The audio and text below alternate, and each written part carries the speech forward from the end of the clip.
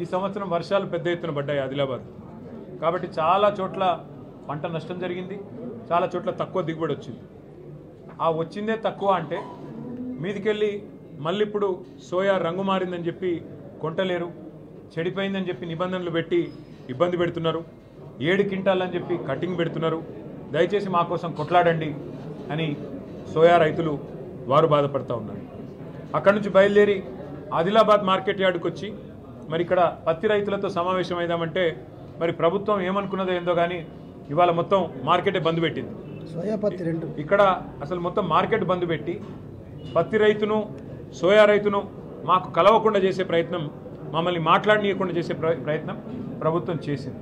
అయినప్పటికీ వేలాదిగా రైతులు తరలి వచ్చి వారు ఈరోజు కొనుగోలు లేకపోయినా మరి కేసీఆర్ గారి బృందం వస్తున్నది, బీఆర్ఎస్ వాళ్ళు వస్తున్నారు అని చెప్పి వారందరూ వచ్చి మాకు వారి బాధను డీటెయిల్డ్గా చెప్పినారు.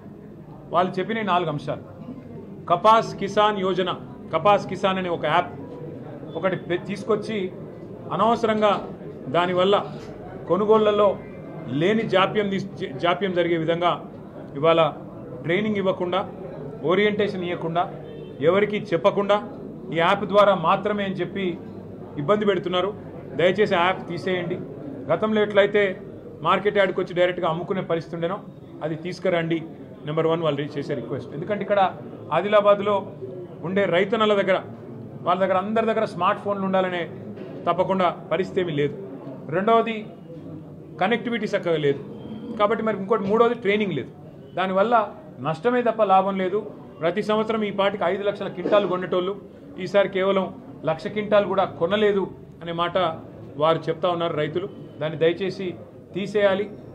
గతంలో చేసినట్టుగానే మరి పాత పద్ధతిలోనే కొనుగోలు చేయాలనేది మా నెంబర్ 1 డిమాండ్. ఎందుకంటే రైతులకు ట్రైనింగ్ ఇవ్వండి. కావాలంటే వచ్చే సంవత్సరం పెట్టాలంటే ఒక ముందునే 2-3 నెలల నుంచి ట్రైనింగ్ ఇవ్వండి. అందరినీ ముందే ఆ ఓరియంటేషన్లకు తీసుకురండి. అప్పుడు మీరు కావాలంటే పెట్టుకోండి. రెండవ మాట వారు చెప్పింది, ఈసారి ఆదిలాబాద్లో పెద్ద ఎత్తున వర్షపాతం పడ్డది, అధిక వర్షపాతం నమోదైంది. దాంతోపాటు ఆదిలాబాద్ జిల్లా అంటేనే మనకు దక్షిణ కాశ్మీర్ లాంటి జిల్లా, ఇది అద్భుతమైన జిల్లా. చలి కూడా ఎక్కువ ఉంటుంది ఇక్కడ. ఈరోజు నవంబర్ 18 నాడు మరి లోయెస్ట్ టెంపరేచర్ ఎంత ఉంది అంటే 6 డిగ్రీలు ఆదిలాబాద్లో ఉన్నది.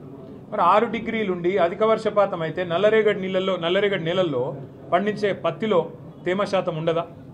ఖచ్చితంగా ఉంటుంది.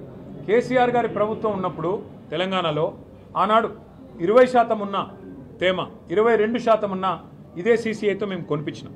కానీ ఇప్పుడున్న ప్రభుత్వం పట్టించుకోకపోవడం వల్ల రాష్ట్ర ప్రభుత్వం, కేంద్ర ప్రభుత్వం కూడా మరి విదేశాల నుండి తెల్ల బంగారం పత్తిని దిగుమతి చేసుకోవాలనే ఒక ఆలోచన ఎందుకు చేసిండ్రో, వాళ్ళకి ఎందుకు అవసరం ఏర్పడ్డదో మాకు తెలియదు. కానీ వాళ్ళు అట్లా చేయడం వల్ల, విదేశాల నుండి పత్తి దిగుమతి చేసుకోవాలనే ఒక ఒప్పందం కుదుర్చుకోవడం వల్ల ఇవాళ మన దేశంలో ఉండే పత్తి రైతులందరినీ కూడా ఆగం చేసే ప్రయత్నం కేంద్ర ప్రభుత్వం చేస్తున్నది. తన ఆలోచన లేని విధానాల వల్ల కేంద్రం ఇబ్బంది పెడుతుంటే ఇక్కడ ఉండే ప్రభుత్వం రాష్ట్రంలో వీళ్ళు కూడా పట్టించుకోకపోవడం వల్ల ఇవాళ ఆదిలాబాద్ పత్తి రైతులు ఆగమవుతా ఉన్నారు.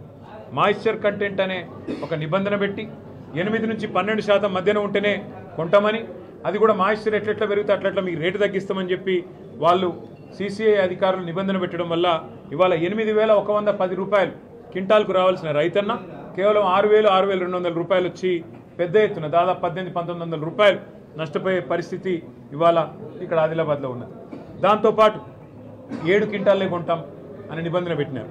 ఈ 7 క్వింటాల్ అనే నిబంధన కరెక్ట్ కాదు. 13 క్వింటాల దాకా ఖచ్చితంగా కొనాలి. కొన్ని ప్రాంతాల్లో ఇప్పుడే రైతులు చెప్తున్నారు, మా దగ్గర జైనత్ ఉన్నది, బేలా ఉన్నది, ఆ మండలాల్లో కొన్ని దగ్గర 15-18 క్వింటాలు కూడా పండుతుంది ఎకరానికి. అట్లాంటప్పుడు మీరు 7 క్వింటాలే కొంటే మిగతాది ఎక్కడ తీసుకుపోవాలి అని వాపోతున్నారు, ఇబ్బంది పడతా ఉన్నారు. నిజంగా ఆదిలాబాద్లోని పత్తి రైతుల పరిస్థితి, సోయా రైతుల పరిస్థితి ఎట్లుందంటే అమ్మబోతే అడవి, కొనబోతే కొరివి అన్నట్టున్నది. ఎందుకంటే ప్రభుత్వం కొంటలేదు, సీసీఐ వాళ్ళు తేమ శాతం నిబంధన పెట్టి సతాయిస్తున్నారు. మరి మేము ప్రైవేట్ వాళ్ళకి అమ్ముకుందామంటే ఇలా ప్రైవేట్ వాళ్ళు కూడా మీ నిష్క్రియాపరత్వం వల్ల, మీ చాతగాంతనం వల్ల మొత్తం మిల్లులు మూతపెట్టినారు, నిరవధిక స్ట్రైక్ పోయినారు. అంటే ప్రైవేట్లు అమ్ముకోరాదు, ఇక్కడ సీసీఐ వాళ్ళు కొనరు. ఏం చేయాలి రైతులు? ఆఖరికి 2 రైతులు తమ ఇంట్లో పత్తి నిల్వ పెట్టుకున్నారు, మార్కెట్లో రేట్ వచ్చినప్పుడు అమ్ముకుంటాను. ఆయనతో అది ఫైర్ యాక్సిడెంట్లో 56 క్వింటాలు ఒకడే ఒక్క రైతు మొత్తం నష్టపోయినాడు. అట్లాగే రోడ్డు మీద ఎండబెట్టుకుంటే ఆ తేమ శాతం పోవాలి, ఎండ వచ్చినప్పుడు మరి రోడ్డు మీద ఎండబెట్టుకుందాం అనుకుంటే అక్కడ కూడా యాక్సిడెంట్లు, అక్కడ కూడా మరి అగ్ని ప్రమాదాల వల్ల అట్లా కూడా నష్టపోతూ ఉన్నారు.